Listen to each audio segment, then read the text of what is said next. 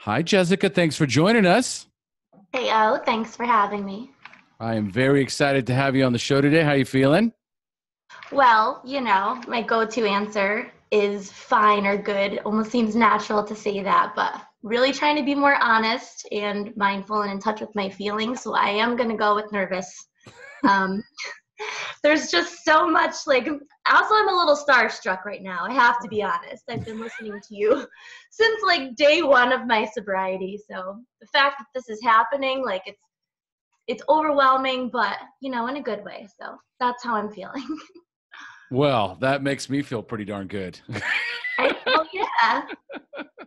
And happy 16th Well, yesterday. yes, thank you. Thank you. As a matter of fact, you have an anniversary yourself, I don't do you?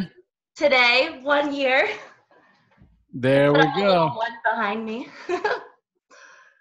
So that's very exciting. So, folks, this is why I invited Jessica to be on the show.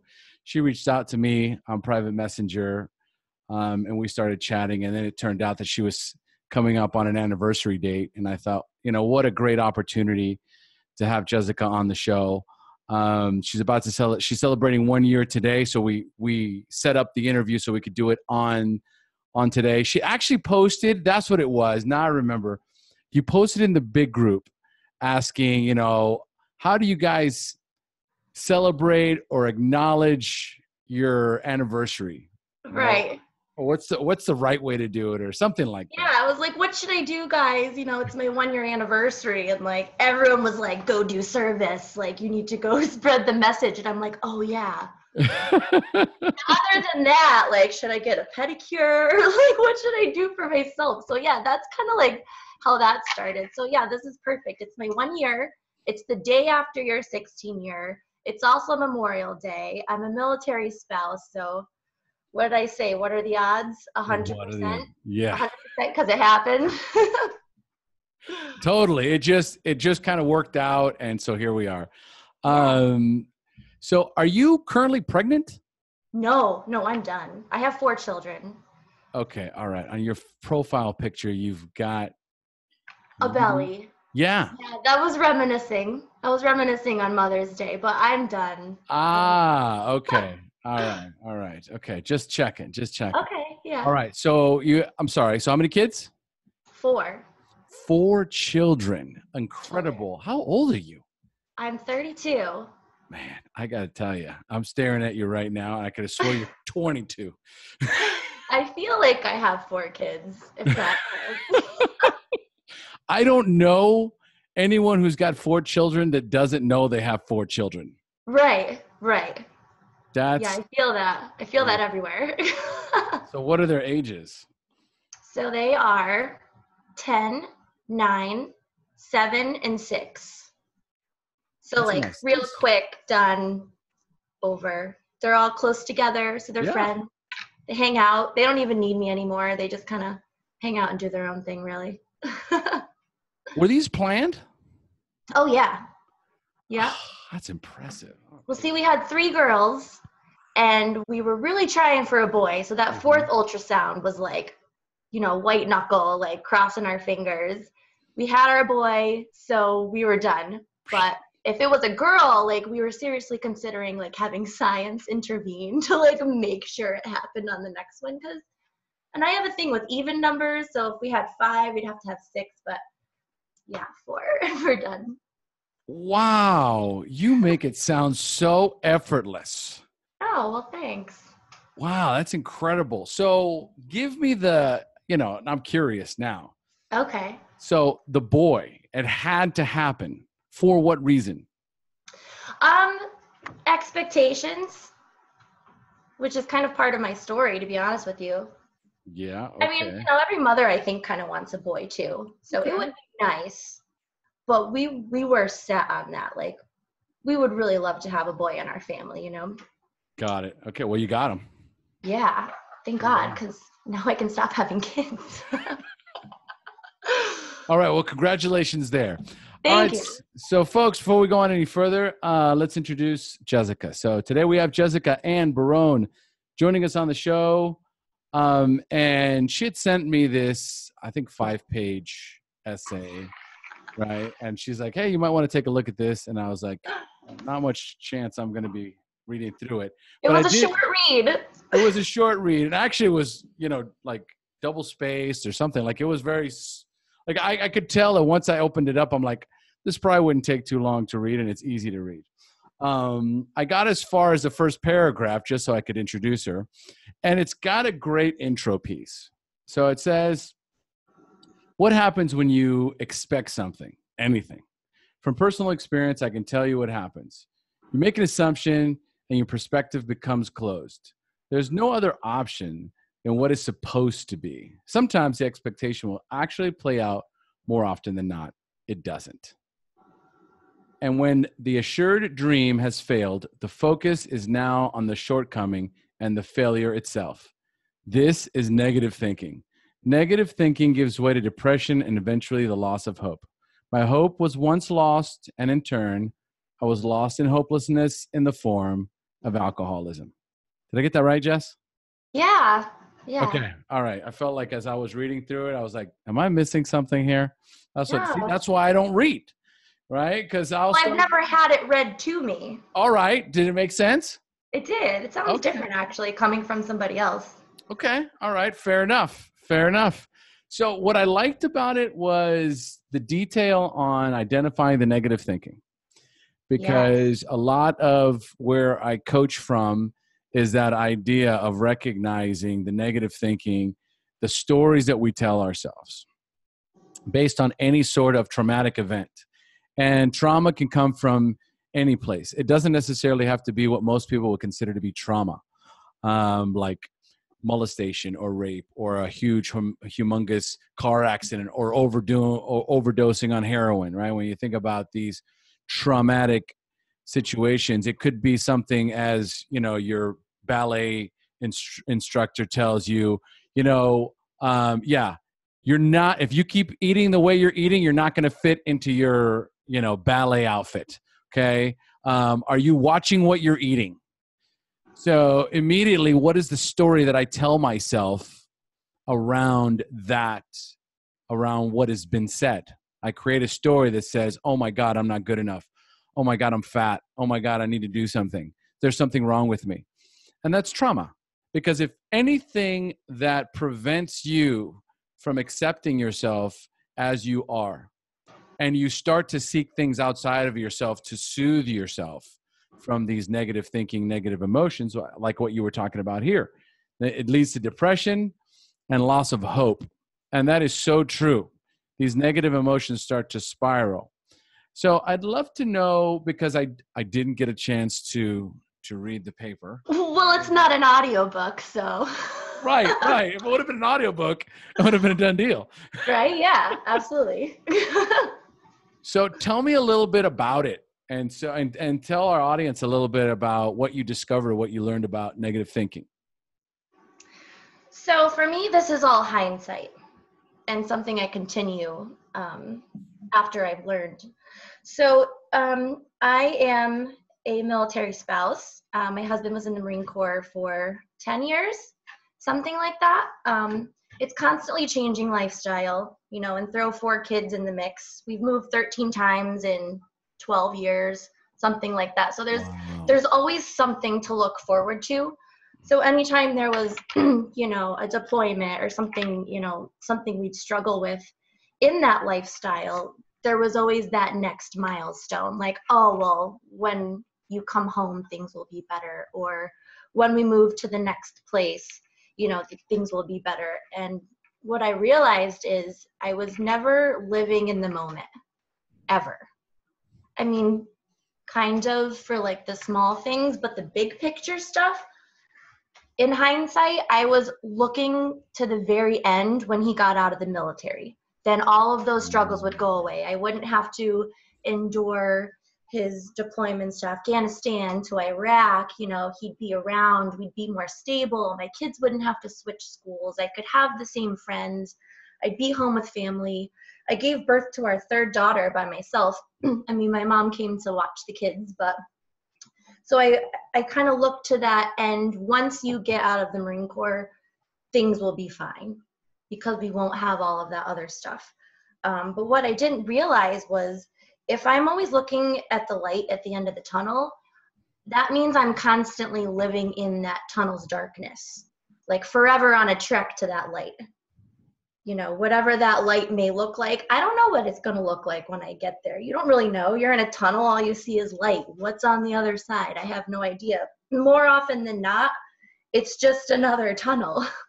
So what I learned is to constantly live at the end of the tunnel, constantly be in that light, whatever it may look like. You know, it reminds me of a saying. I think it goes something like, sacrificing the happiness today for the promise of a better tomorrow. Right. Something like that, where my life is constantly on hold. It's also a limiting belief where it's, I will be happy when my husband gets home. And then once he gets home, I'll be happy once he assimilates back to normalcy. You know, I'll be happy once things go back to normal. So there's always this ongoing waiting to feel happiness, fulfillment, peace. It's always coming. So there's always this sense of uncertainty and instability, right? Right. But when I put a cap on that and I put a vision on that, when we got to the end of the tunnel and when he did get out of the Marine Corps and we moved to civilian life, it looked nothing like that. Because he gets back, we try to get back to that homeostasis, right? Which, you know, we tried to live every time he was, you know, in and out of the home. But he had been gone for so long that he didn't really know how to reintegrate himself back into the family. And I had been doing it on my own for so long that I didn't know what I wanted him to do, really. You know, I'm like, oh, maybe you should do this. No, but don't do it that way, because I had a system. I was a stay-at-home mom. I did. I was a stay-at-home mom, and I did it well. I did. I do. I do. So, but like I did it well. Like I was like the Martha Stewart. I worked childcare before I had kids, so I ran this like basically a daycare at my house. Like we had art projects, and my kids could all read before kindergarten. The house was spotless. Like I really prided myself in this job. Just didn't get a paycheck, but I did it well. So I was priding myself in being able to do it and being able to be strong. But once he got back, we couldn't make it work. Not to mention, you know, him trying to find a civilian job. That was certainly a struggle. I recommend anyone who's in the military now. I know, you know, we pride ourselves on being strong and tough because we have to be. You know, if I was weak, then my house would fall apart and my kids would fall apart. If he were weak, you know, at war, people would die or people would be in danger. So I recommend to anyone who is getting out of the military, no matter how much you have a plan or think you have it together, talk to someone and use those resources that are available to you to transition back into the civilian life, because we ended up struggling. He ended up not being able to find a job right away. So now all the bills we used to be able to pay, we couldn't pay anymore. We couldn't move where we wanted to move. So that was the light at the end of my tunnel, completely different, you know, and I fell apart. Like I didn't know what to do with that because I had this vision of how it was supposed to be. And when that didn't happen, I didn't know what to do. So all those years of being the rock and being strong just completely crumbled. And I found alcohol and I found drugs, and it slowly happened. And I had drank in the past, but this was different. Something clicked in my brain one night and it wasn't the same anymore. It was an escape. Right. And I fell a victim. And once it got a hold of my brain and, you know, started changing the chemistry, like that was it. I think at least that I was someone that you wouldn't think had a problem with drugs and alcohol, because everyone's always like, oh, wow, I can't believe, how do you do it with 4 kids? Oh, you lived in Japan. Oh, you lived here. Like, you're so strong. You're amazing. But inside, I didn't feel that anymore.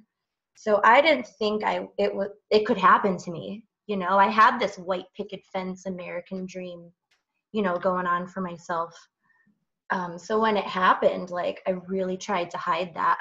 I tried to continue to be that strong person and not reach out. And lie to myself.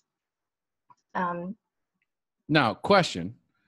Yeah. Did you have, for example, this is assuming you had resources, because for the longest time, and there's a period of time, how long was he in the military? 10, 11 years. Okay, so he's in there for 10 years. How long were you guys married while he was in the military? The whole time. So we got married and then he joined the Marine Corps. Okay. And I got married at 19, so that's why No I'm so young with all these kids. There you go. It's the pieces are all starting to fall into place. Okay, so now you're 19 years old when you get married. How old is he? 24. Okay, 24 years old, and boom, he joins the Marines. And you become... Adults. Right, adults fast. Yeah. But you become the wife, a military wife. Right. All right. And so for 10 years, you have this vision, which at the end of that vision was an unrealistic expectation. Mm-hmm. And so you get to the end of this, at the end of this journey, where all of a sudden it's happening. He's leaving the military. All my dreams are going to come true now. Everything we've sacrificed is all going to make sense. Mm-hmm. And quickly you realize that you have no idea. Everything that you thought was going to happen, none of it was happening. And so you're not sure what to do with all this. So what was your first step? Did you have anyone, any place to go to, or did you immediately start to escape into the alcohol? We are blessed to be supported by family that love us and our kids, but I didn't want them to know. I really didn't. Because I always had it all together and no one had to worry about me. So I kept sweeping it under the rug and hiding it until I couldn't hide it anymore. And, every time my husband would get angry at me for coming in late again or, living that double life that was starting to creep into each other and not be so double anymore, I would snap back at him like, well, if you would just act like it wasn't a big deal, then everyone else around us would think it's okay. So I still thought I was hiding it at this point, but come to find out, people weren't worried because my husband was worried. People were worried because they were worried because I couldn't hide it anymore. And people really started to see that I wasn't as strong as I used to be. But the problem was I hid it. So by the time they kind of started finding out, I was pretty bad. I was pretty deep in the hole. So one of the first problems here is being concerned with what other people think. Absolutely. So I've got this perfect life, completely under control, and things are unraveling. And so I'm terrified to go and ask for help because I'm concerned with how other people will see me. Yeah. And I can do this myself. Because if I've overcome all these things in the past, I can do this. Okay. So take us through that journey. Take us through the drinking. And so what happened? How many years did this go on? What was the final rock bottom moment? How did this all unravel for you? Okay. So, short of experimenting when I was little, when we became adults, and I say that in quotations. Yeah. So now we're newlyweds and my husband is in the Marine Corps and we go to our first Marine Corps birthday ball, which happens every year, and it's a big to-do. The first one we went to was at, the Air and Space Museum in Pensacola, Florida. So you walk in there, it's like this huge hangar with spaceships and jets and all these guys in uniform, and I'm just thrown into the den. I see all these uniforms with ribbons and things, and I have no idea what any of it means. But I'm 19 and I have alcohol there and they're not asking me any questions. So I'm like, wow, I'm, feeling so grown up and patriotic. And this is I don't get this in my small town. This is amazing. So I started having a couple drinks. Now, it certainly wasn't a problem at this point. This was just experimenting and fun. But what alcohol did for me then was totally play on the dumb blonde joke. I don't think I'm a dumb person nor a dumb blonde, but when I have a few drinks in me and I start getting tipsy, like I can see why people would think that. I remember my husband's friend, you know, we were talking and I go, well, who are the guys wearing that uniform? Oh, those are the colonels. Well, who are the guys wearing, you know, those uniforms? Oh, those are the so-and-so. I go, okay, well, who are the guys in the tuxedos? And without skipping a beat, my husband's friend goes, oh, those are the astronauts. Now, if I hadn't have had a few drinks in me, I would have asked a few more questions. But since I did, all I'm thinking of is, oh my God, I'm about to meet an astronaut. So I was so excited. Before he could say just kidding, I go running over to this old guy and his wife thinking he's an astronaut. And I'm like, it's so nice to meet you. What's it like to go in space? Like, can I have your autograph? And his wife looks at me and goes, oh, honey, he's not an astronaut. Like, just completely embarrassed myself like the entire time. Oh my God. At this event. So this was before kids too. So we have some kids, awesome, beautiful, gorgeous children. Had my third one by myself. We finally got our boy.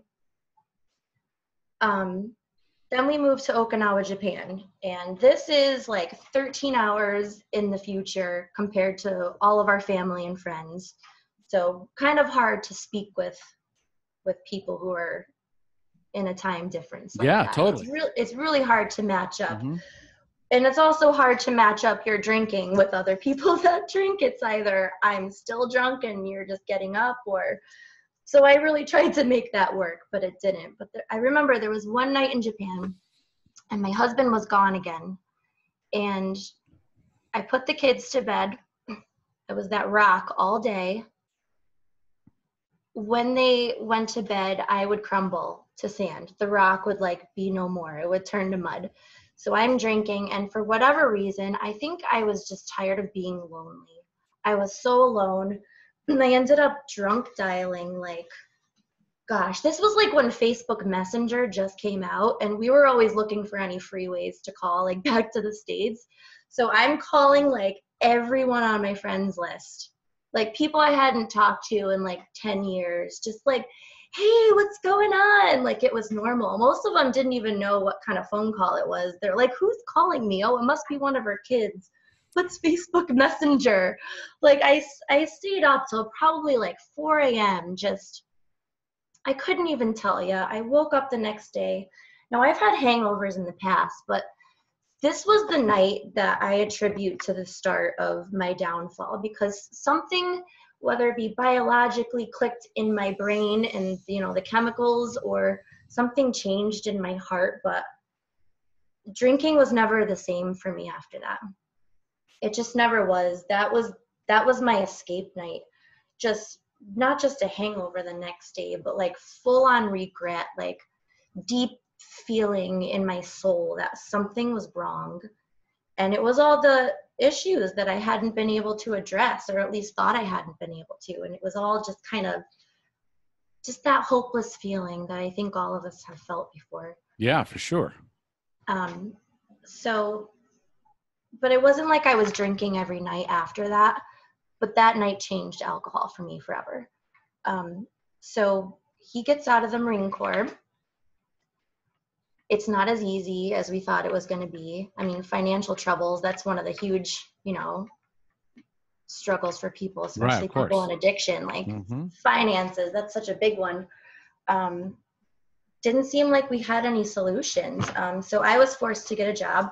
By forced, I mean, like, I didn't mind, but this was like our option. Like I had to start being the breadwinner. So I got a job as a bartender. It's a great idea, right? Genius. It's a genius idea. Yeah. But it was fast money and it really helped out at the time. But it was like one of those hole in the wall bars where like kind of anything goes. You know what I mean? Everyone knows your name. But my drinking really took off there. That's when just like full on addiction. And then cocaine was around. Now that, drinking set aside, like that is what kept me drinking. That is what made me completely escape. That is what kept me out all hours of the night.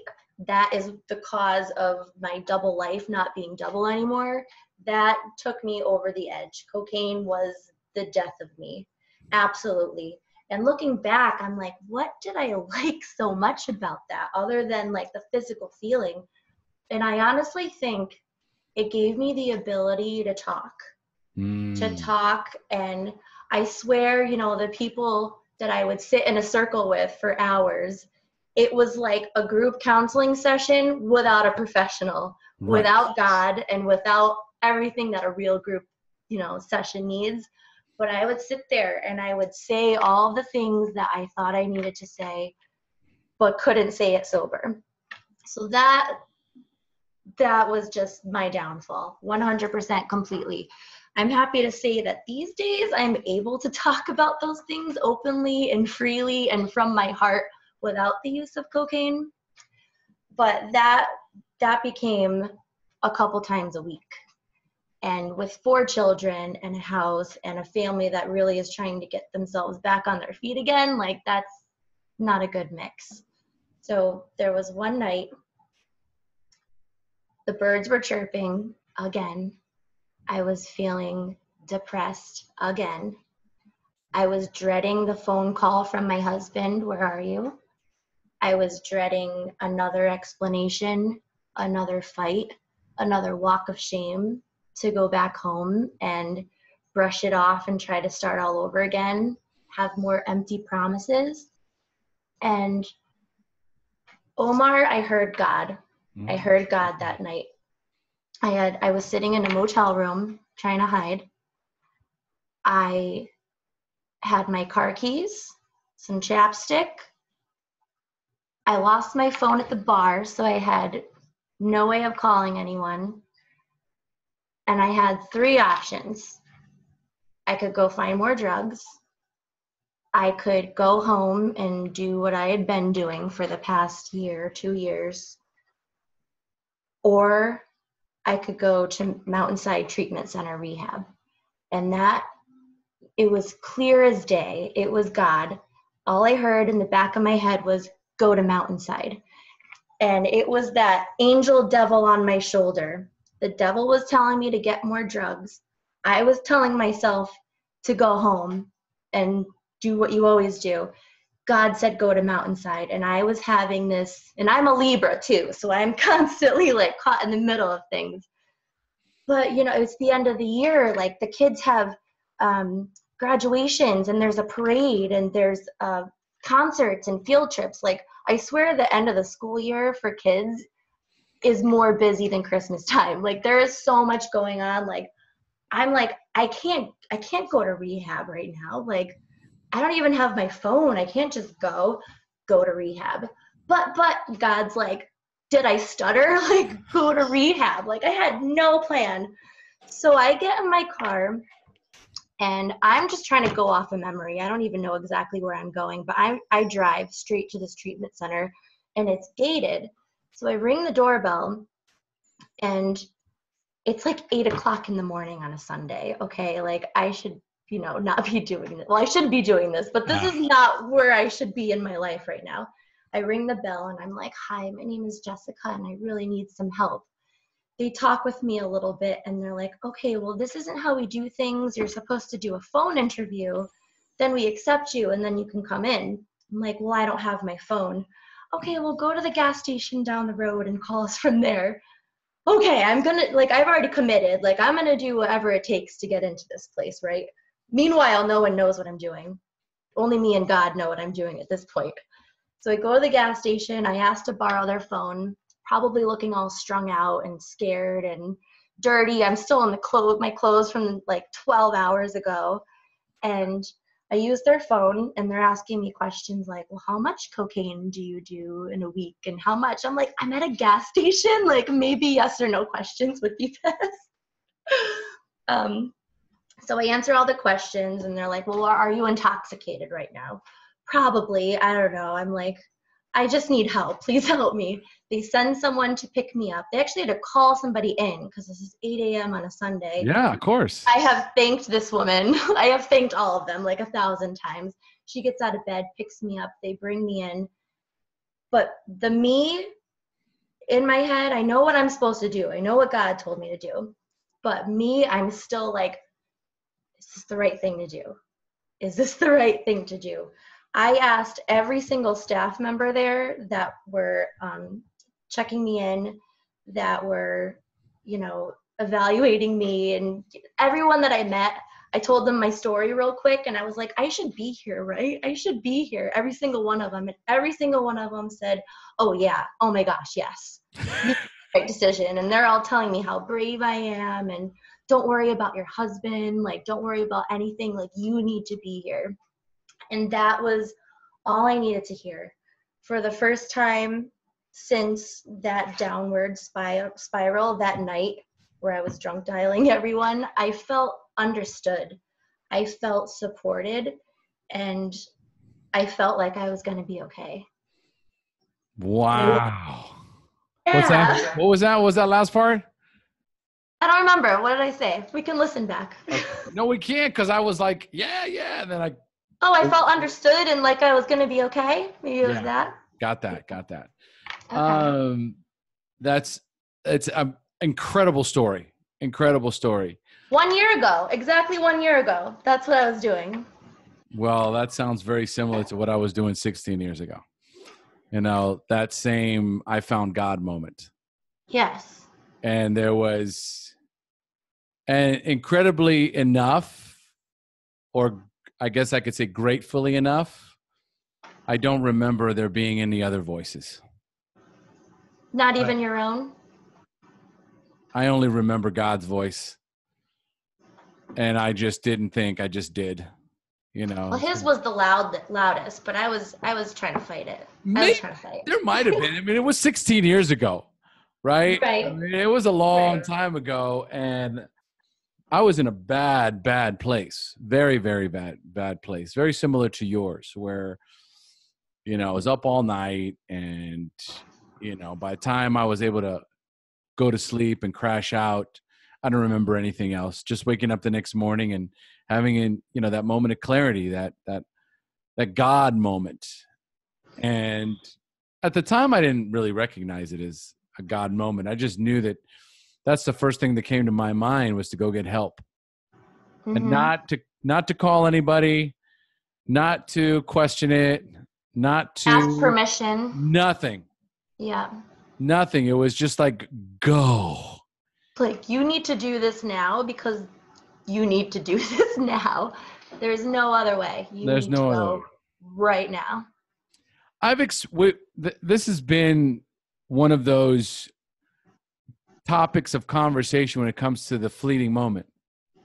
When somebody talks about there's that fleeting moment where you're compelled to take action. And really, if you wait 15 minutes, it could pass. All right? When you feel that feeling, you have to run with it. It can't be, oh my God, I've got to go get help. Well, that's tomorrow. The thing. Yeah. I have felt that every other time. Mm-hmm. Mm-hmm. Mm-hmm. I knew it was going to happen again. I knew I was going to feel regret and all those feelings. And then it was a cycle. It would not stop. I had to stop it then. It didn't matter that there were plays and graduations and concerts and everything that comes along with 4 kids at the end of a school year. I had to do this, or all of that other stuff wouldn't happen. And I had to trust that it would be taken care of. I had to. I mean, I knew it's not like my kids were home alone and, didn't like have someone watching them. Like, I knew my husband was there, and my parents, and my husband's parents. Like, I had to just trust that my kids would be okay without me, because they had never been without me, ever. They've been without my husband. They've been without other family, but I was there. It was me all the time. So for me to leave them like that, like, it really had to be my rock bottom. Like, that was my only option. And it was the best decision I ever made. Interestingly enough, the military wife actually went on deployment. Yeah. Yeah. Part of me was like, this will be good for everyone. They'll get to see what I've been doing. And then I remember my dad came to visit me. He was my first visitor, my mom and dad. It was like my second week. I did a 30-day treatment, and I didn't know what they were going to say. I kind of thought they'd be worried and scared. But my dad looks me straight in the eyes, and he goes, "Good for you. Now you get yourself some real sleep." He goes, Yeah. you work, you do whatever you have to do, and you sleep. And he like just emphasized like me taking a rest, because I don't know why I was trying to hide it for so long. I mean, they're my parents. Like, they obviously know I need a break. They obviously, they had to have known. They had to Right. have, and they had to have known why. I So mean, yeah. So real quick, I'm mhm. curious because in the eye of the storm, all this is happening. But the reason why you went back to work in the first place is because there was financial strain on the family. Yes. So now you go into rehab and you've got to stop working. Right. Actually, my husband had made me quit that job. Okay. By then, he did find employment. Okay. So your husband found a job. Yes. But I fought that too. I did not want to quit. I knew I had to. I knew I was drinking myself into the ground. But for me, again, that whole pride thing, like, I'm not going to tell my boss that you made me quit. Like, Mm. I know this is good for me, but no, you can't make me quit a job. And good thing I did. He was right.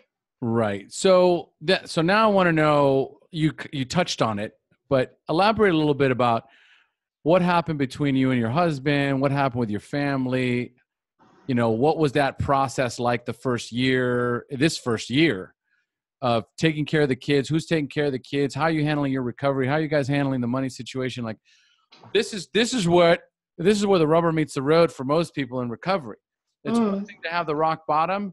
It's like, now what do we do You want to know before or after? after? Okay. Well, after we kind of, I don't want to say reverted back to how we used to be, because we're better now than we've ever been. Mm-hmm. But in the sense of like, we can do this and we can do this together. Mm-hmm. In the sense of what adventure is next. It's more like that positive thinking, like something that I do myself. So I'm in school right now to be a certified addictions counselor. Okay. And I am hoping to actually work at the rehab that saved my life. I'm in that process right now. I know, right? Excellent. But after everything I've learned, I actually do like a lot of cognitive behavioral therapy and rational motive behavioral therapy, like on Yep. myself. And it's a constant, like being mindful of where my head is at. Mm-hmm. So afterward, like for example, I'm driving down a road that I had to drive to get to school every day. And it reminds me of a time that I was, drinking and driving at, all hours of the night. And then I start to feel it in my gut, that regret, that guilt. So my thought about that road is, guilt and regret and shame. Once I realize that, I can attach a new emotion to it, a positive one of relief, one of, well, thank God I'm not there anymore. Suddenly the road becomes beautiful. We're still working our way out of those money and financial issues, but we're working our way out. It's not, well, this isn't how it's supposed to be and this sucks. Change my thought. Yes, this sucks, but we're on the road to success now. There is still hope, and the feelings attached to that are completely different. That negative feeling, it could still come. It still comes. It comes every day. My thoughts can be negative, but the difference is that I'm aware of it. And the wonderful thing about the brain and its neuroplasticity is that it can change if you train it. And the first steps of being able to know what to train or what to change is being mindful in your feelings and your thinking. Whereas in the past, I would just run with it for days, weeks, years, even that same, negative thought pattern. But now it's more one of positivity, like the birds. I used to hate the sound of the birds because that meant shame and guilt and, now, instead of, that automatic reaction of like, oh no, it's the birds. I love the sound of birds. I love that road I drive to school on. It's gorgeous. It's absolutely gorgeous. And it's so nice to not have that negative feeling attached to it now. Anyone who's done cocaine hates the birds. Oh yeah. Anyone who's done cocaine knows what the birds represent, right? Yeah. But I love that. I hadn't kind of dialed into the all, like I hear the birds even after the fact while I'm right in the middle of it. It's guilt and shame. Mm. I'm thinking about all the times that I remember hearing the birds and then realizing that I'd lost track of time again. Like last time I looked at my clock, it was 2:00 in the morning. Now the birds are chirping. What happened? I haven't moved. Yeah, I haven't moved. I lost 4 hours. What happened, right? And oh no. No. Mm-hmm. But birds are beautiful. Like they can literally fly. They can literally fly and sing. And I hated them. Like it's a picture of like how low I was. Okay.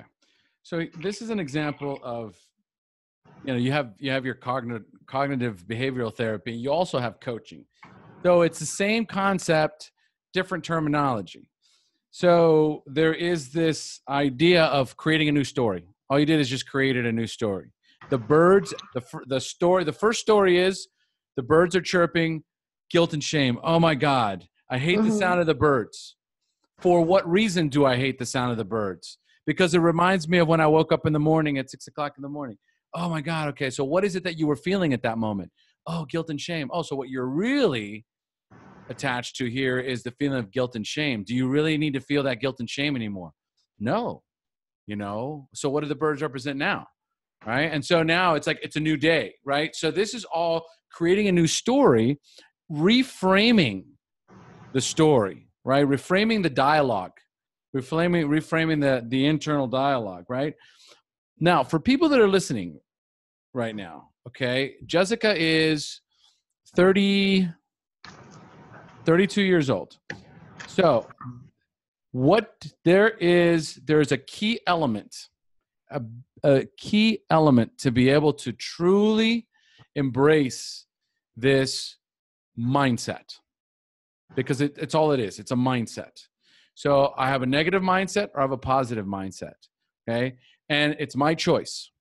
But for many people that are stuck, and even explaining to them this process, there's a resistance. That resistance is an inability to let go. Were you able to recognize what you let go of in the process? Ooh, all I'm thinking of is your mic drop thing. Let's plug that real quick. Thank you for plugging the mic drop event. The healing power of letting go. Yeah. On YouTube. Go ahead. Okay, so this is what I've been struggling with, whether or not I should bring it up. But I think it's such a huge part of my story that I have to. So other than the military lifestyle and finances and all that stuff, let's throw infidelity into the mix on my husband's end. And instead of calling it infidelity, let's call it addiction. Now, this is what I had to let go. Again, hindsight. This happened strip clubs, pornography, all that, like calling people, no relationships, but something that any girl listening or even any guy listening right now would just, like, you lose your heart, you lose your sense of connection, just everything's gone. It's like the one thing you're not supposed to do in a relationship, and I experienced it over and over. Now, this was something I was trying to work through with drugs and alcohol because I felt very, very stuck. Now, if I had believed that the love wasn't there anymore, I would have been gone a long time ago. But I really struggled with, like, I know we love each other. Like, that's not a question. Did I make the biggest mistake in my life, or is there something else going on here right now? I wish I knew then that it was his own addiction. because I was yelling at him like he was yelling at me. Why don't you just stop? Don't you love me? You know, why don't you come home? Like everything that you would yell to someone on heroin or, you know, that's, you know, your family member. Why don't you just stop? Like I was doing that because I was treating it as an attack on me and not on something that he was struggling with. Because he would answer, I don't know. Yes, I love you. I don't, like, I'm sorry. I won't do it again. Like your classic addict, like textbook, you know? So I didn't know how to get over that. I had no idea. And this is something that I would talk about in a little drug circle. And I would get mixed reactions. I think the biggest stance people would take is, you deserve better than that. You need to leave him. But I couldn't, because I love him and I know he loves me. But if I said that, people look at me as weak or stupid or, you know, and then that forced me to look at, like, I spent so many nights and days just mulling over this in my head. Like, well, am I only staying for the kids? Am I only staying because I'm afraid I can't make it on my own? Am I only staying because, like, I went over every angle. I looked at this over and over, every which way. I tried changing myself, my looks, how I came at him. I tried being nice to him. I tried being mean to him. I mean, anything you can think of, I tried to get him to stop. Now, he has since worked through this in his own recovery process, which I think it'd be best if he explained it. Like, I don't want to put words in his mouth. Absolutely. But it is something that he's worked through, and we're, again, better than ever now. But that was what I had to let go, because even through my active addiction, every time, you know, he'd get mad at me for like, oh, well, you know, you came home late or you need to stop, I would always throw it back in his face. Well, at least I didn't cheat on you. And then somehow it made me better than him and gave him no leverage. You know what I mean? So it was constantly just throwing it back at him. Me going out, I thought I deserved it. You know, well, I've been the, you know, caretaker for so long that I deserve this. I deserve a lot of things, but going out and ruining my heart and my mind and my body and soul is certainly not one of them. And I think this is a problem for a lot of people in the military too. I mean, the divorce rate is huge. The separation is huge. I know, you know, infidelity, it's pretty high on the list. So, you know, if the love isn't there, of course, like, you may need to go a different route. But for me and my husband and our relationship, it was a straight up addiction. Just like mine, just like many others. Who can say one hurts the other, you know, more than the other person? Like, who says my addiction didn't hurt him just as much, but I didn't view them the same? Now that I do, and now that I've put a label on that and not something that is him, I detached that addiction from my husband, and I detached my addiction from me. And now all that's left is us. And once I put a label on it, that's when I can let go. And that's when I can start changing my mindset, because that was blocking me. Dude. Yeah, sorry. Wow. I struggled with that, Omar. I was like, do I bring this up? Wow. Bring this up. Because I didn't want just to be honest, I didn't want people to look down on my husband. That's the biggest reason I didn't want to bring it up. And because I've heard all those things like, are you stupid? Leave him, girl. You don't need that man. You know what I mean? Like, that whole mindset. And to be in a situation where if I left him, no one would blame me. You know, but the same now can be said for him.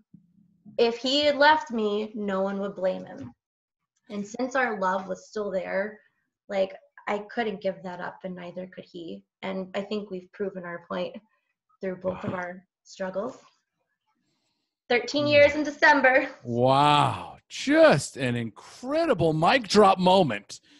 For real? I wish I had a mic. My God. You know, it's like I'm listening to this story. Hold on. Like, I'm listening to this story. I almost spit my water out. I know. I got an extra one. I got an extra one for that. Thank you. Thanks for that. That is, I mean, talk about being incredibly vulnerable and honest and open, because this is the kind of stuff that changes people's lives. Obviously, not just yours, but there's this idea of what happens if people find out. What will other people think? It's this constant need for validation and approval from others. Well, it's one thing to tell my dark side, but to bring someone else into it, like that's what I was struggling with. But it is such a huge part of my story. Like, I'm not using it as an excuse, but it's one of the main reasons I use drugs and alcohol. Was it right? No. But was it a driving force? 100%, absolutely. No, and it's true. I mean, what came to you was after watching the mic drop moment was, what am I holding on to? I'm holding on to all the anger, bitterness, resentment. I'm holding on to this need for justice, this need for revenge, or for some sort of retribution of some kind. All of those things. All of those things. Like, how can I make you pay? How can I make you pay enough so that I can let go of this? What will it take? What will it take? What will it cost you for me to feel better about this relationship, about moving forward, about healing, about all of this? Like, if I could just make you feel how I feel, right. Then you will stop. I felt like that was my last option because I had tried everything else. Guess what? It didn't work. It doesn't work. It will never. Justice will never heal you. No, absolutely not. Letting go does. Letting go does. Love does. Love does. This is what you're describing. That's what you're describing. Hold on to it. Right. That's all you said. You said, I know my husband loves me. I know my husband loves me. And if I detach the behavior, I am not the behavior. I am a human being. And in my humanness, we make mistakes. We all do. We all have. So if I detach the behavior from me and from my husband, then it's just us. Then it's the essence of who we are. And if at his essence, at his core, is someone who is weak and sick and, horrible and twisted, then even after removing the behavior, I still have something that I can't connect with. But removing that and recognizing that he still loves me. He still loves these kids. He still wants to make this thing work. Then as soon as I separate myself from that, the essence is there. The essence is what's going to keep you together. It's unconditional love. Unconditional love is that. 100%. And that's what we all want. That's what we all want. And I justified it too. Like, if I was the one doing it to him, how would I want him to treat me? And it turned out to be that way because I turned out to be the one with the addict after the fact. Then I had a problem. If you guys are listening to Jessica right now, she reframes everything. As she's talking, it's a constant reframe into the positive. Constantly. It's constant. There is yeah, right. So the emotional state has shifted and changed based on mindset. As information comes in, right? It's either positive or I reframe into the positive. And there has to be a letting go process in there. There has to be a letting go, because if you're holding on to any sort of anger, bitterness, resentment, justice, injustice, retribution, right? Like, I've been wronged, because this is one of the biggest, as a coach, this is the thing that is one of the toughest things to get people to let go of. They see it. We can put all the puzzle pieces on the table. Everything is clear. We've identified it. What's it going to take for you to let go? Right?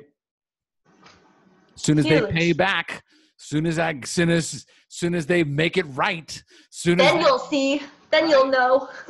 Guess what we go back to? We go back to this. We go back to what I wrote in the beginning, which I don't know where I wrote it now, but it was I Oh my God. Hold on. I am sacrificing the happiness of today for the Joy? promise, of a happy, Joyful? promise of joy in the future, something like that. But Yeah. I'm literally, when I'm holding on to something that I have no control over, because here's the thing, I have a control over letting go and I have a control of holding on. That's my control. What the other person does, I have no control over. No, I'm at what? You can't control Yeah. other people? Like what? What do you mean? But once that happens, so I'm curious, because I think you're going to make a magnificent addiction counselor. Oh, thank you. What have you been told before from people as far as, okay, let me reframe that.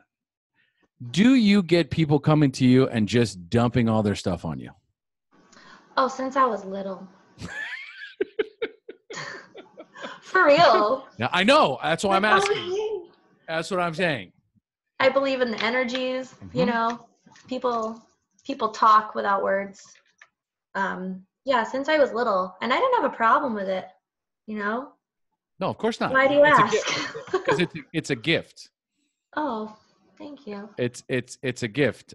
So it's the gift of intuition, and it's the gift of encouragement. It's a gift of being able to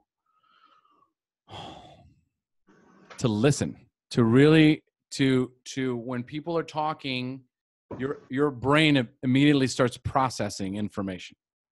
You feel it. You feel it. Right. And so they'll be talking, and they don't even know why. All of a sudden you just met somebody and you start talking, and then next thing you know, they're dumping everything they got on you. They're struggling with a recent passing, or, you know, someone did something to them and they don't know how to feel. Like it's funny you say that, because that's like one of like my mantras for when I do become a counselor, is to make sure people feel understood.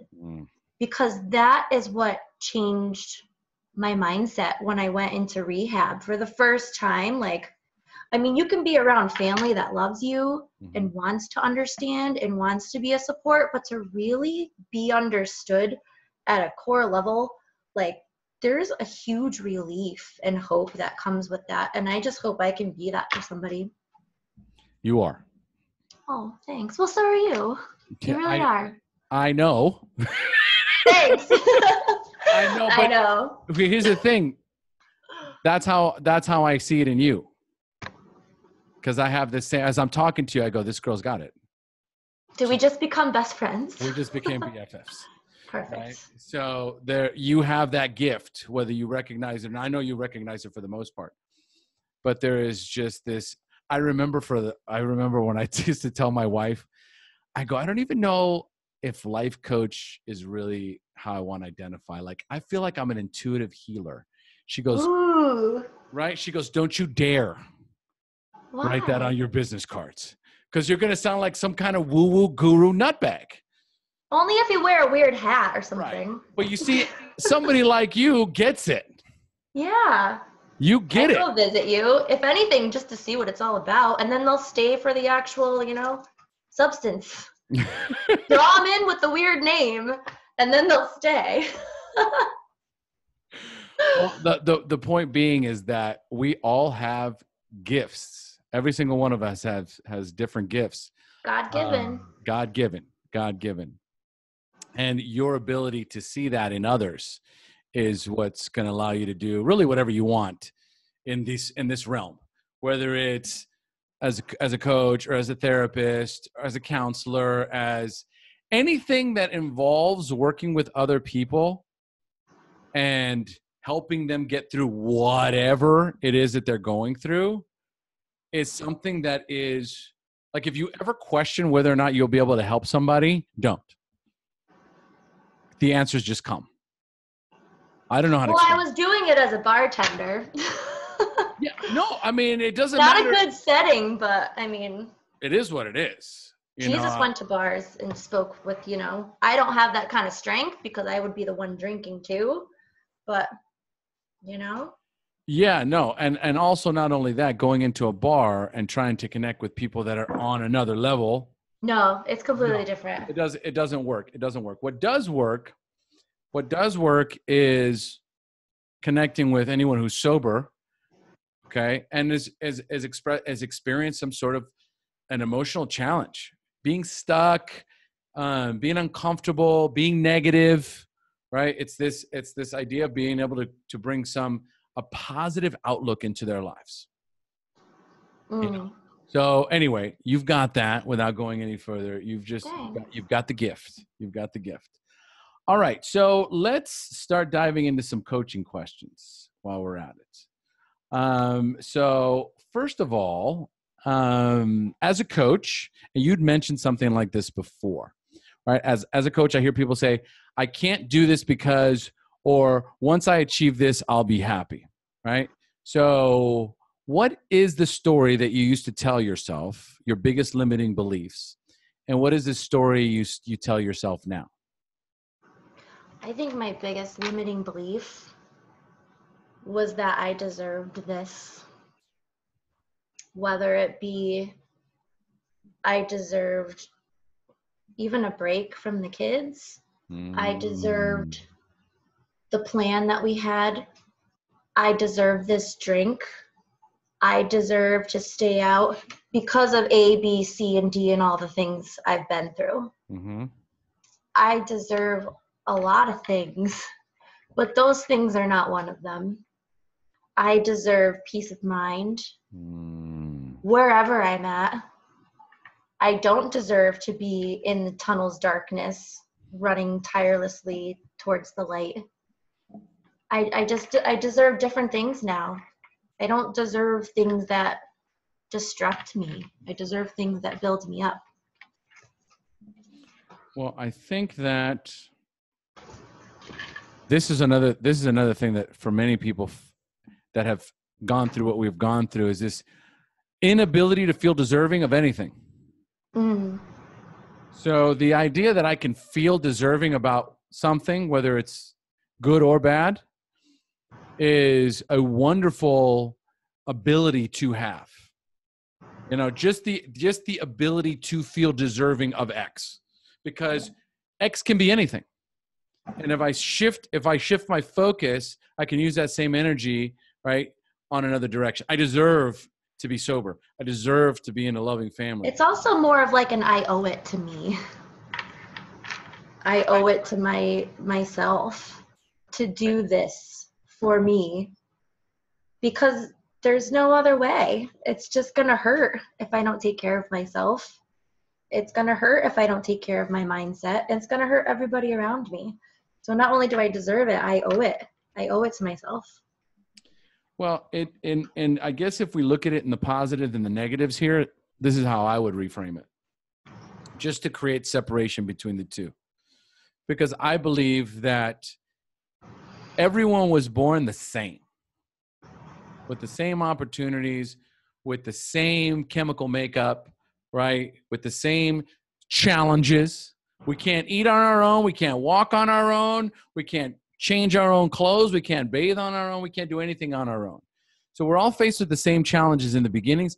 And for the most part, we're all given the same attention and love as babies. It isn't until we start actually having conversations where we can actually understand language that things start to change, where we start to feel a certain way, whether it's deserving or undeserving, worthy, unworthy, loved, unloved. Agreements. And so agreements? Yeah, from the 4 agreements. Like you see something and you make an agreement with yourself to view it that way. Okay. All right. So the way I would see the negative side of the deserving, like I deserve to do this because my husband did it, or I deserve to do this because it's my turn to take a break.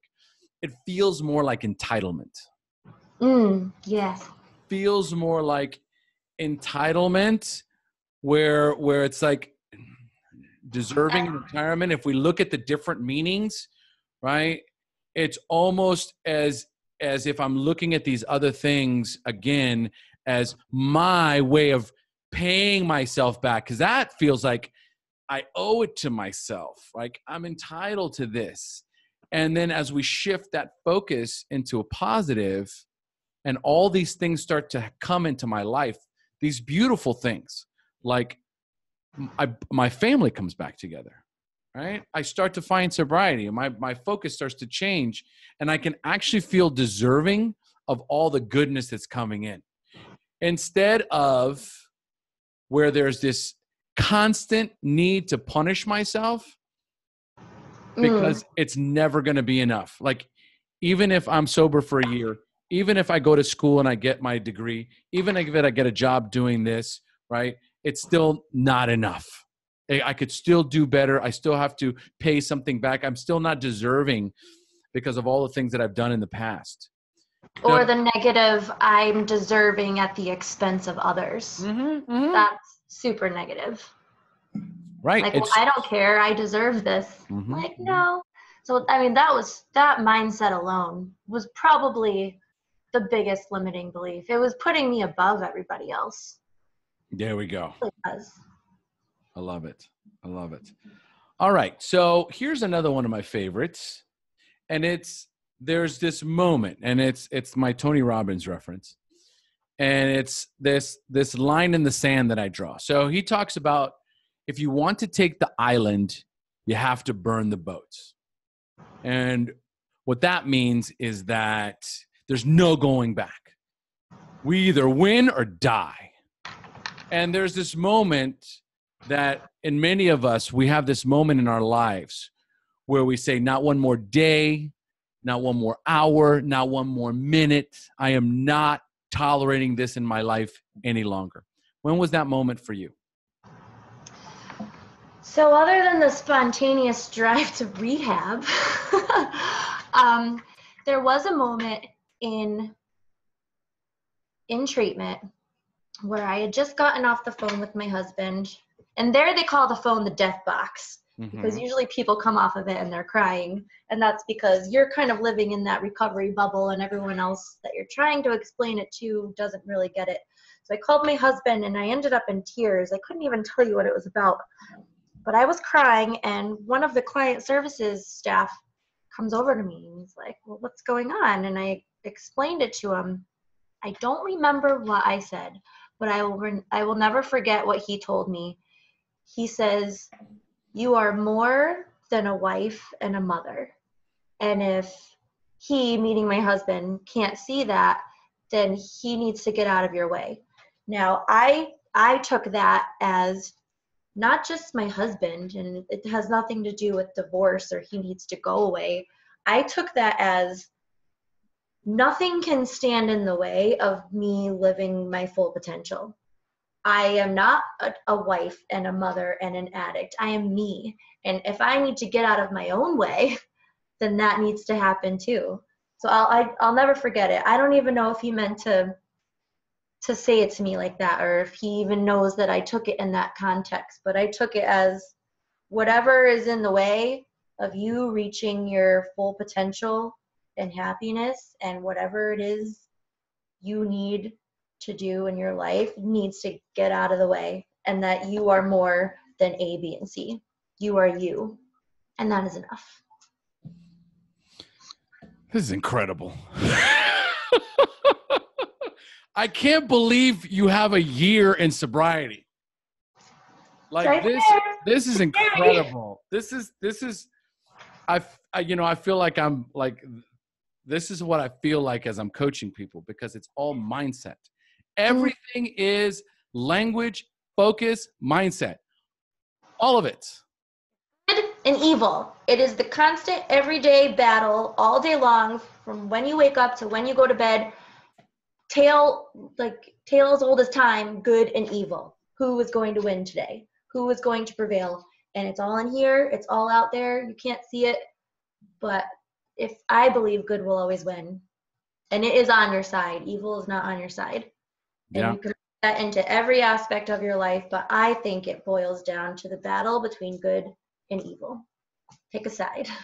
Which wolf are you feeding? Yes. That's what it boils down to. 100%. Wow. Incredible. Okay. So, Jessica, Tell us about an aha moment in your life when you realized you were now moving in the right direction.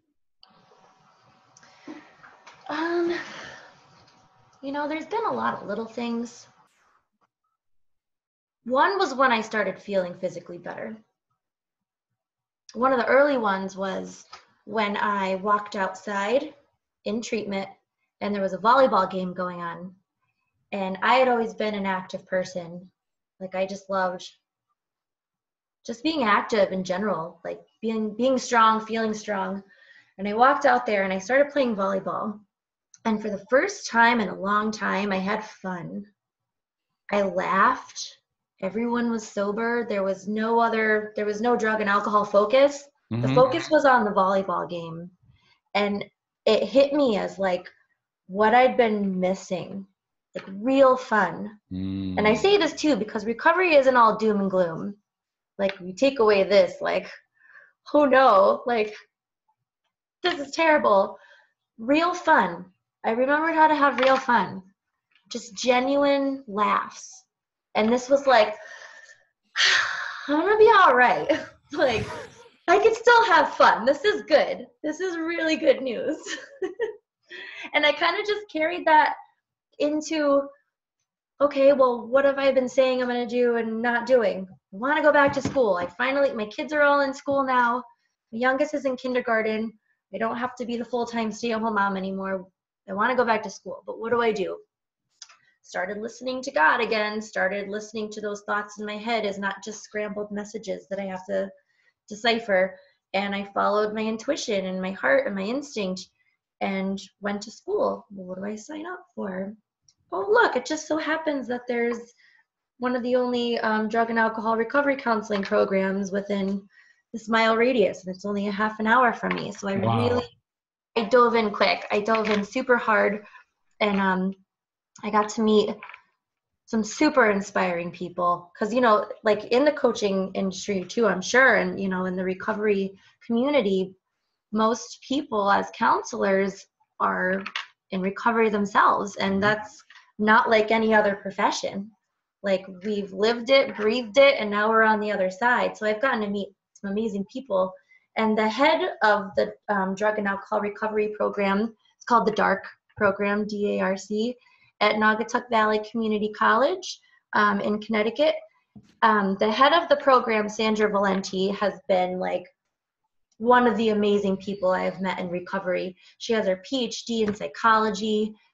She runs the program. She's on the Connecticut board, certification board. She does like Narcan trainings. Like, she has her hand in anywhere she can, and she does it all with ease.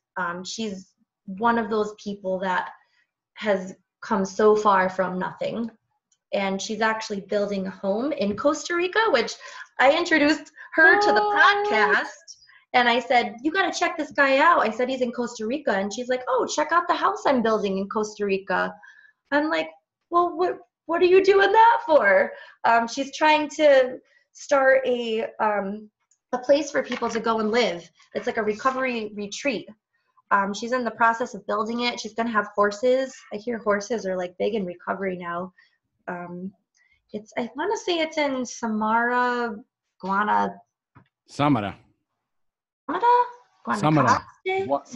Guanacaste? that's it. Something like that. So I know as soon as she gets that up and running, she said she was going to try to contact you as well. What's her name? Valenti. One more time. DRA, Valenti, VALENTE. First name?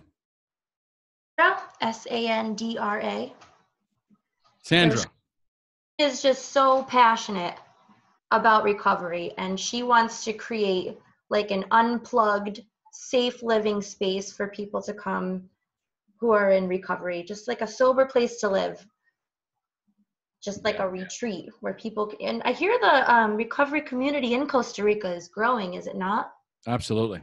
I wanted to do one of these things. I wanted to set one of these like sober living places here in Costa Rica where it was specifically for that, not so much a rehab, but it was like a retreat for people who were in sobriety. Yeah, it's not a rehab at all. Right, right. From what I understand. Yeah. So, Definitely. maybe you should hook up with her, because I know she doesn't know too many people out there, but this has just been one of her dreams. And, to add another thing to her list of things she's doing, she's getting her, what is it, like a veterinary license or something? And whatever monkeys you guys have out there in Costa Rica, like she knows how to like track them by color, and she wants to like incorporate that along with other different things like horses and just natural beauty of Costa Rica into this place, this like sober retreat. So I don't know, that's her dream. But I get to meet amazing people like this, in recovery, and she's someone I look up to, someone I aspire to be. There's all of your guests. Like, it's incredible. There's so much love everywhere, and I can see it. And once you kind of catch on to that, once you catch on to being on this side and you recognize that it's all love. All of it. All of it is love. And look, we're all human. The humanness at times takes over. And we sometimes forget what's the intention, right? The intention is always to create loving space for growth and change. And, our humanness sometimes gets in the middle of it all, and it gets kind of convoluted, right? Because there's always in every beautiful cause or movement, the humanness factor comes in, the ego comes in, control comes in, and sometimes you get lost in it. But the truth of it is that if you can set aside the humanness and recognize that on this side the intention is just love and connection, that's what this is all about. This is about love and connection. And if you can grab on to that, that's what's gonna guide you along. It's connecting with the right people, allowing them to love you as you learn to love yourself. And sharing that love. Correct. Absolutely. So Jessica, right? That's so nice. The Love Shack. So, do you have any favorite books you recommend to our listeners? I do. So I'm actually going to recommend some fiction books, and here's why. I don't think I've heard a fiction book recommended on your show, but we're all looking for an escape, right? Mm-hmm. I think a fiction book is a nice, healthy way to kind of get out of your own head. The first would be anything by Brandon Mull. He writes, I think it's like a young adult. He has a bunch of series, but he's a young adult writer, and it's mainly like different worlds and creatures and magic. So if you're into that kind of thing, pick any one of his series and he'll take you away to a different world. I would love to see any of them made into like a family-friendly Lord of the Rings style movie. The second book is more on addiction. It's called The Line by Keith Farrell.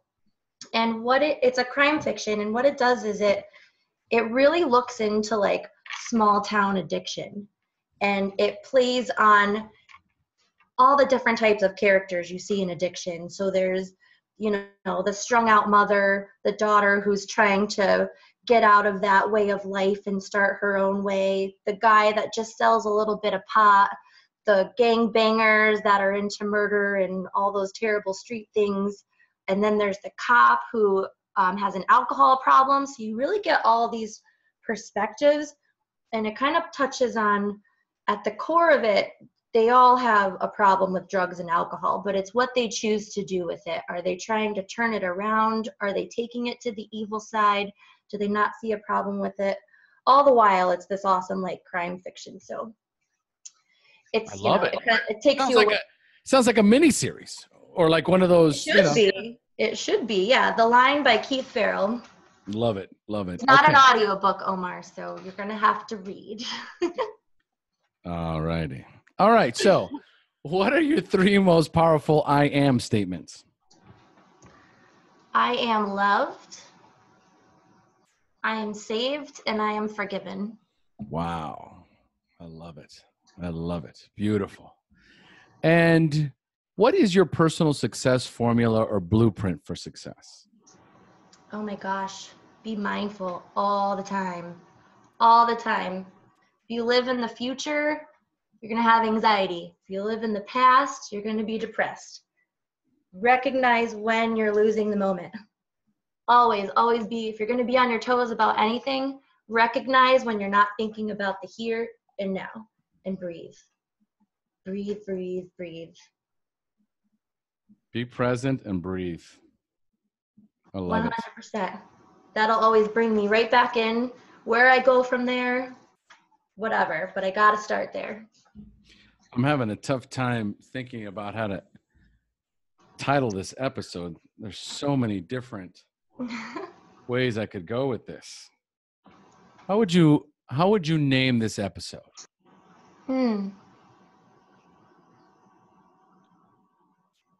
Well, you got the title of my little thing I wrote, Breaking Expectations.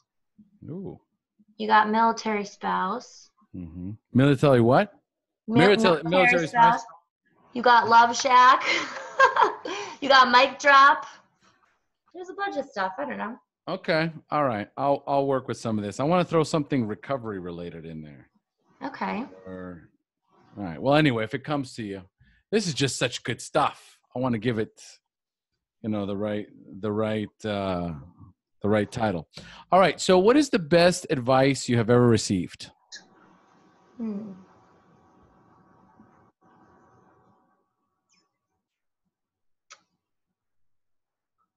Honestly, it was when someone told me that I was in the right place, that I made the right decision.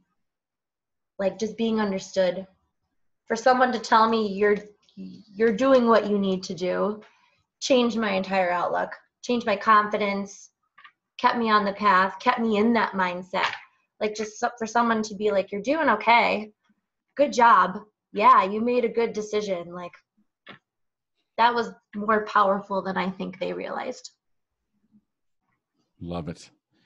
All right. What is one piece of wisdom you would like to share with our listeners? Some wisdom. So can this be for like someone who's struggling with the concept of God? Can I go there? You can go anywhere you want. What's your one parting piece of wisdom? Okay, I'm going there. So for those of you who are struggling with the concept of God, instead of trying to think who God is, think about who God is not. And he is not hate. He is not negative feelings. He is not fear. So you can start there. And for me, the best way I can describe my relationship with God is it's like the ultimate parent-child relationship. The ultimate one where the parent says, no, you can't have a cookie. Because the parent knows either you're allergic to cookies or it's going to ruin your dinner, but the child has no clue why. All the child wants is the cookie. That's all they're thinking about, and they think the parent is evil. But the parent is doing it out of love, and the parent knows, it's good for you. Like, oh, I want to go play in the street. No, because it's not good for you. You're going to die. But I want to play in the street, or I want to go to my friend's house. No, because your friend's parents aren't such great parents, but I want to go. I hate you. Anyway, that's the only way I can describe my relationship with God, where if I'm angry and it doesn't seem to be going my way, and getting out of the military wasn't what I thought it was going to be or what I thought I needed, God knows what I need. And now I am here today talking with you, even though all those things didn't work out. So maybe he did have a plan. Maybe I was trying to play in the street. Maybe I didn't need that cookie because I would have got sick. That's my wisdom. Follow. There is so much wisdom in this episode, folks. It's incredible. It's gone far beyond what I ever expected to get from Jessica. So many good value bombs and pearls of wisdom throughout this episode. I hope you guys enjoyed it as much as I did. Thank you so much, Jessica, for joining us. Thank you for having me. Oh, I'm still starstruck. You don't seem to be. You're doing good things, and congrats on your 16 years, and keep fighting the good fight. You're awesome. All right. Well, guess what? You keep fighting the good fight too. You're absolutely awesome. You've just celebrated 1 year, but you are so far ahead than what you even realize. Know that whatever it is that God is guiding you towards, just let it happen. Just let it happen because you are on the path. Thank you, O. You I too. believe it. I see it. I see it. All right, folks, we've now reached the end of our show. Thanks for joining us. And as we say here in Costa Rica, pura vida. Pura vida. You know when they've been listening.